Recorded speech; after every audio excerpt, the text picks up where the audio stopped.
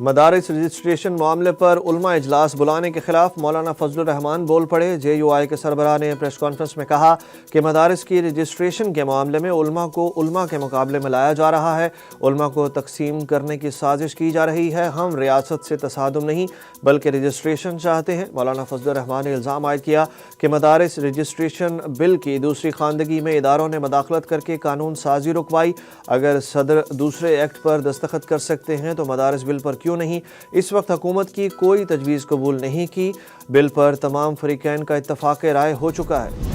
مدارس کی رجسٹریشن اور اصلاحات پر علماء اور وزراء کا اجلاس۔ مدارس کی رجسٹریشن سے متعلق موجودہ نظام کو برقرار رکھا جائے۔ علماء کانفرنس میں مطالبہ، متفقہ طور پر مدارس کو قومی دھارے میں لایا جائے گا۔ ڈی جی مذہبی تعلیم ڈاکٹر غلام قمر کا اعلان۔ وفاقی وزیر اطلاعات عطا اللہ طارق نے کہا کہ مدارس سے متعلق بل پیچیدگیوں کے باعث قانونی شکل اختیار نہیں کر سکا۔ مدارس پر فضل الرحمان سمیت سب کے لیے قابل قبول حل نکالنے کی کوشش کریں گے۔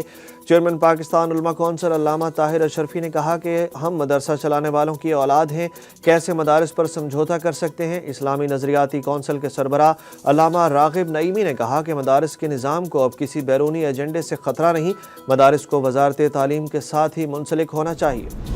پی ٹی آئی ہر ایک سے مذاکرات کرنے کو تیار، انسان ہو یا فرشتے مذاکرات کریں گے، مطالبات نہ مانے تو سول نافرمانی کی تحریک شروع ہوگی۔ قائد حزب اختلاف قومی اسمبلی عمر ایوب نے واضح کر دیا، ان کا کہنا تھا کہ اس وقت یہاں صرف فاشزم اور ڈنڈا ہے، اگر مذاکرات نہیں ہوئے تو 13 دسمبر کو تحریک کے اگلے مرحلے کا اعلان کر دیں گے۔ مذاکراتی کمیٹی میں حامد رضا، میں اور سلمان اکرم راجہ شامل ہیں۔ کمیٹی اپنے مطالبات منوانے کی کوشش کرے گی۔ سول نافرمانی تحریک کب شروع ہوگی؟ علی امین گنڈاپور نے بتا دیا۔ وزیر اعلیٰ خیبر پختونخوا علی امین گنڈاپور نے کہا کہ سول نافرمانی کی تحریک ابھی فائنل نہیں ہوئی، عمران خان سے ملاقات کے بعد چیزیں فائنل ہوں گی، جب چیزیں فائنل ہوں گی سول نافرمانی کے بارے میں بتا دیں گے۔ علی امین نے پشاور میں صحافیوں سے گفتگو میں کہا کہ پی ٹی آئی پر پابندی لگانے والے اپنی اوقات میں رہیں، ہماری خواہش ہے کہ بانی پی ٹی آئی عمران خان کو رہا کیا جائے، لیکن منتقل کرنے کے بجائے ہم چاہتے ہیں کہ رہائی ممکن ہو۔ ڈی چوک میں بشرا بی بی کے اکیلے چھوڑ جانے پر بشرا بی بی خود ہی جواب دے سکتی ہیں، جبکہ ایک سیمینار میں وزیر اعلیٰ کے پی کے نے کہا کہ نیب کرپشن کو پروموٹ کر رہا ہے، جب ادارے استعمال ہوں گے تو کیا ہوگا؟ میں نے بانی پی ٹی آئی کو ایک بار کہا تھا کہ ہمارے لوگ تبدیلی نہیں چاہتے، ہمارے لوگ صرف تبادلے چاہتے ہیں۔ پی ٹی آئی نے ڈی چوک احتجاج کے دوران 200 لاپتہ افراد کی فہرست تیار کر لی۔ Chairman P T I barrister Gohar نے کہا کہ ڈی چوک سے لاپتہ افراد کی فہرست تیار ہے، یہ رپورٹ عمران خان کو دیں گے۔ احتجاج میں جاں بحق افراد کی تعداد پر علیمہ خان سے اختلاف کے سوال پر انہوں نے کہا کہ میں پارٹی کو سامنے رکھتے ہوئے ذمہ دارانہ بیان دیتا ہوں، سب کو بانی پی ٹی آئی کی رہائی کی کوشش کرنی چاہیے۔ انہوں نے کہا کہ پی ٹی آئی کا 2019 میں مدارس رجسٹریشن کا معاہدہ درست تھا، تحریک انصاف اس معاہدے پر آج بھی قائم ہے، مدارس کی رجسٹریشن ہونی چاہیے۔ سپریم کورٹ نے فوجی عدالتوں کو کیسز کا فیصلہ سنانے کی اجازت دینے کی حکومتی استدعا مسترد کر دی۔ جسٹس امین الدین کی سربراہی میں سپریم کورٹ کے 7 رکنی آئینی بینچ نے درخواستوں پر سماعت کی۔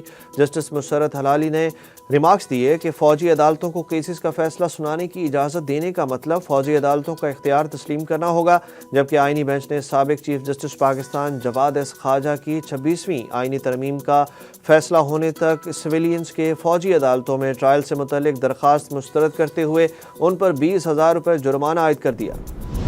جماعت اسلامی نے 29 دسمبر کو اسلام آباد میں ملین مارچ کا اعلان کر دیا۔ پریس کانفرنس کرتے ہوئے امیر جماعت اسلامی حافظ نعیم الرحمان نے کہا کہ اسٹاک ایکسچینج میں بلندی جعلی ہے، بینکوں میں جمع پیسہ اب اسٹاک مارکیٹ میں لگایا جا رہا ہے، فارم 45 والی حکومت بھی 7% ارب پتی ہوئے ہے۔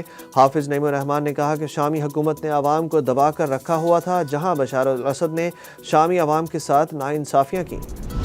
پنجاب بھر کے سرکاری اسکولوں میں موبائل فون کے استعمال پر پابندی عائد کر دی گئی۔ نئی گائیڈ لائنز کے مطابق اساتذہ، طلبہ اور نان ٹیچنگ سٹاف تدریسی اوقات میں موبائل فون ہیڈ ٹیچر کو جمع کرائیں گے۔ سٹاف کے لیے ڈریس کوڈ اور بند شوز پہننا لازمی ہوگا۔ ٹیچرز اور طلبہ اپنے نام کا بیج لگائیں گے۔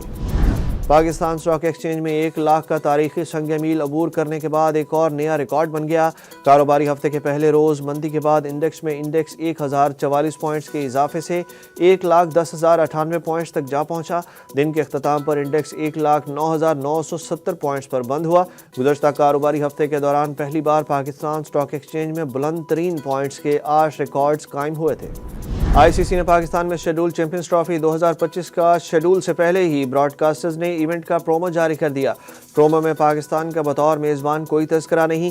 سٹار سپورٹس کی جانب سے اپنے یوٹیوب چینل پر جاری پرومو میں بھارت کی موجودہ اور سابق کپتان سے ویڈیو کا آغاز، جنوبی افریقہ کے ڈے کاک اور ریزر ہینڈرکس، آسٹریلیا کے کپتان پیٹ کمنز، ڈیوڈ وارنر، انگلینڈ کے جوفر آرچر، پاکستان کے فاسٹ بولر شاہین آفریدی اور بھارتی بولر جسپریت بمراہ کے علاوہ دیگر کھلاڑی بھی پرومو میں شامل۔